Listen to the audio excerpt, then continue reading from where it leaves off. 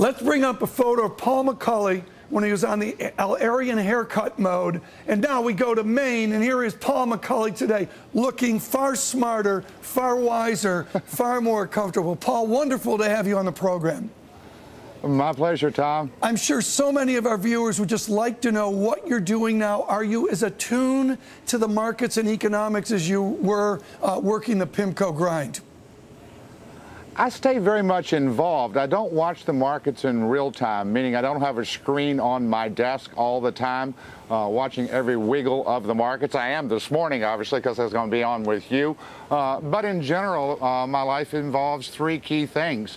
Number one is my physical and mental health. Number two is time with my family. And number three is keeping intellectually engaged. And that trio is working pretty well for me. That sounds really good. When you see the stress in the American labor economy, bring up dreaded first chart. Two big surprises today, average duration, and here is labor participation. And this is a big debate. Is this the ugliest chart we have, or is it something of changing demographics? Paul McCulley, our structural headwind of reduced labor participation, is that the new normal, or is that something we can explain away with new demographics? Probably it's a bit of both. I think it's an enduring feature of our economic landscape. We're getting older, certainly, and that should lead to, over time, a decline in the labor force participation rate. But we also are in a post-bubble world, and we have young people who are so discouraged they're not part of the labor force.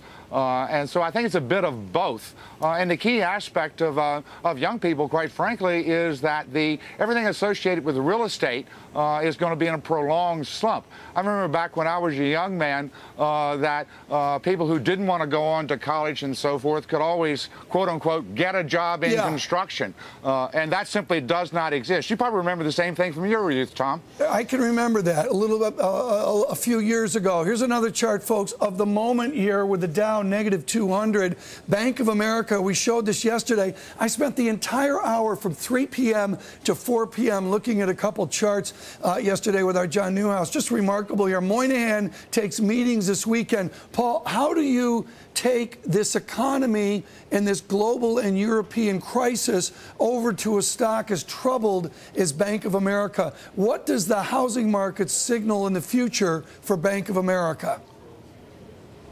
Well, I think our economy is in a liquidity trap right now, meaning that the private sector is de-levering and de-risking, and it leads us to a shortage of aggregate demand. And the textbook solution to that is have the government go the other direction, meaning lever up and risk up. And right now we are having the government move in an austere direction, both at the state and local level, certainly, but also at the federal level. So we have a deficiency of aggregate demand in a liquidity trap. My profession, unfortunately, seems to have mislearned or forgotten the lessons of the paradox of thrift. Well, I want to talk about the paradox of thrift when we come back. Right now, this note, Paul McCulley's last note for PIMCO, the note of the day, the reverse Minsky journey, the grand multi-decade campaign against too high inflation had been won, but in a major way, it was a Pyrrhic victory. I mean, explain this, discuss this further, Paul, this idea that that big victory we had was a lesser victory. Well, one of the key aspects of the long decline in inflation is it gave us a long expansion with short recessions and a sense of giddiness about the fact that we had repealed the business cycle, and it gave us, in Minsky terms, a bubble in debt. So the inherent irony of stability is it begets instability because it begets ever more risky debt arrangements. So that's what I meant, in that inflation coming down and being low allowed the sector to beguile itself into believing that no amount of debt was too much, and then ultimately we had the bust. So Hyman Minsky was right. That stability is ultimately destabilizing because it leads people to do crazy things. Paul McCulley, what is the paradox of thrift? Paradox of thrift is the simple proposition that what holds for the individual doesn't hold for the community of individuals. And at the individual level, I say it to my 22-year-old son all the time, savings is a good thing. So we're taught that savings is a good thing. However, at the aggregate level, we can have too much of a good thing because one person's spending is another person's income, and income is the fountain from which savings flow. So it's okay for me to cut my spending and increase my savings, but please, Tom, don't you do the same thing, because your spending is my income. So if we all try to save more at the same time, we paradoxically end up saving less because we kill the income stream that is the fountain of savings. And what's wonderful, so that's the paradox of thrift. What's wonderful, nicely explained, Paul, and what's wonderful here, folks, is everybody agrees on this. The left, the right. This is probably the one thing Krugman and John Taylor would agree on. Here is a chart, the dearth of national savings, and this blends the savings in. This includes personal savings like Paul's son, who's saving, my son isn't. It includes corporate savings, which are big, and it includes that big deficit as well. How much savings do we constructively want right now? And critically, Paul, who do we want to be saving? Well, the private sector clearly wants to save, notably the household sector, and I don't have a problem with that. We had an excessively low savings rate during the bubble years on the back of leverage. So the household sector is checked into the Betty Ford Center for Balance Sheet Rehabilitation, and that's a good thing. The corporate sector is really divided between big and little. The big companies have really good balance sheets, but they don't have good order books, so therefore they're sitting on savings. So the duty to dissave, if you will, is the government sector, particularly the federal government, which has access to monetary policy, and clearly we're doing that. So I don't have any problem whatsoever with the federal government dissaving, which is also called a deficit.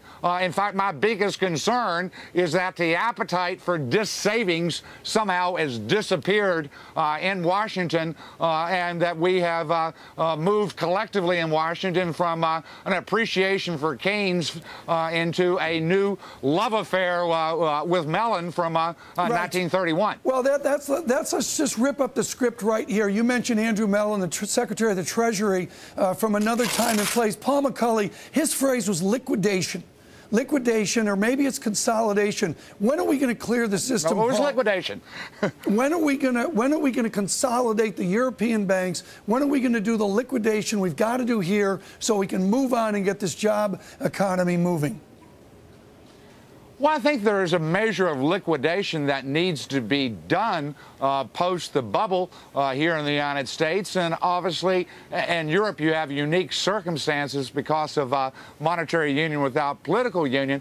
So I think we need some quote-unquote healthy liquidation. But healthy liquidation isn't, as Mellon said, do everything at one time. So it's going to be a prolonged workout period post-bubble, post the European grand experiment. So I think we need liquidation probably over time. And what we categorically don't need is premature fiscal austerity. And that would exacerbate everything. We did that in 1937 here in the Grand Depression. So I think the big issue for me right now is sovereign governments that have the ability to run large deficits because they have a fiat currency regime need to do it, and do it with dispatch, and do it without apology. Alan Ruskin, Deutsche Bank, bring up this research note. Many smart notes today. The relief rally looks very tepid. The main reason is that the global systemic risks that are most vexing reside in Euroland. Paul, you've been a student of the European experiment for decades. What do they need to do this weekend to right the ship and develop confidence for Monday morning? I'm not sure what they can do this weekend, because the essential problem in Europe is that you don't have a vehicle for fiscal union. You have a vehicle for monetary union with respect to the ECB, but what you need is fiscal union.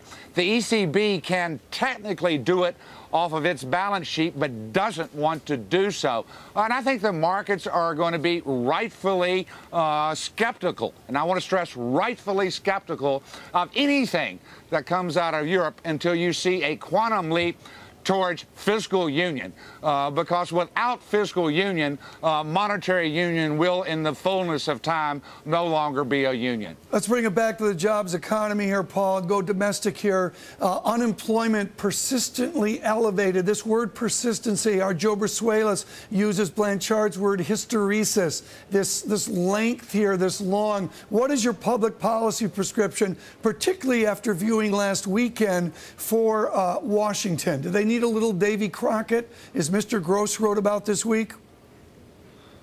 Well, I think we need to look at Washington engaging in investment in our unemployed people, particularly in our young people. We hear all the time about needing to have governmental pump priming at this stage of the economic cycle. And as a good Keynesian, I have appreciation for that. But I think we need more than pump priming. Pump priming implies that you pour some water in the pump it a couple times, and the private sector takes off. And I don't think that's the type of environment we're facing. I think we need to have an enduring feature in our economy called public investment. We did it after World War II with respect to the GI Bill. My dad went to college on the GI Bill. He bought his first house on the GI Bill. That's called public investment. Right. That's not just pump priming. So I think we need to have a revival in public investment in order to deal with our quote-unquote structural unemployment problem. It's not just about Keynesian pump priming, though clearly I have an affinity for that as well. Let's leave it there. Paul McCulley, whatever you've done, we've gone from negative 200 on the Dow to negative 41 just because of Paul McCulley. Thank you for coming on today up there at the coast.